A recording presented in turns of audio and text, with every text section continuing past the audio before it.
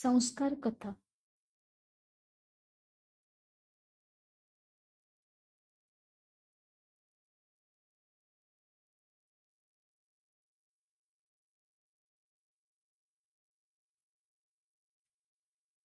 एकदा गुरुजी विद्यार्थ्यांना शिकवत होते, तेव्हा काही विद्यार्थी मन लावून ऐकत होते, पण काही मस्ती करत होते.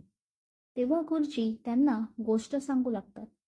तेव्हा मस्ती करणारे विद्यार्थी पण शांत बसून गोष्ट ऐकू लागतात. गुरुजी गोष्टीला सुरुवात करतात. एक माकड असतो. तो त्याच्या आईसोबत राहत असतो. त्याची आई त्याला कसे वागावे, कशी दुसऱ्याची मदत करावी, आपले रक्षण कसे करावे हे शिकवत असे. त्या माकडाची आई त्याला स्वावलंबी बनवते. त्या माकडाचे 2 मित्र असतात. त्यातील एका माकडाची आई लहानपणीच वारते.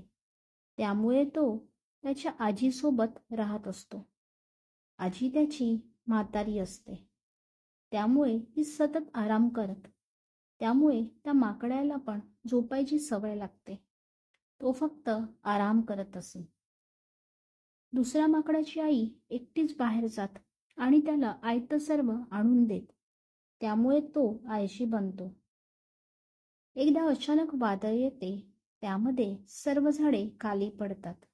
सर्व माकडे सैरावैरा पळू लागतात. तेव्हा स्वावलंबी माकड आणि त्याची आई पुढे येऊन सर्वांना समजावतात.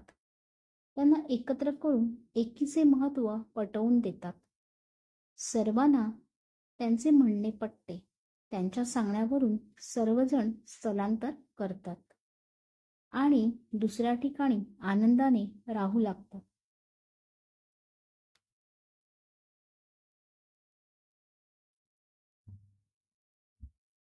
तात्पर्य: प्रत्येकाने स्वावलंबी असावे. थँक्यू.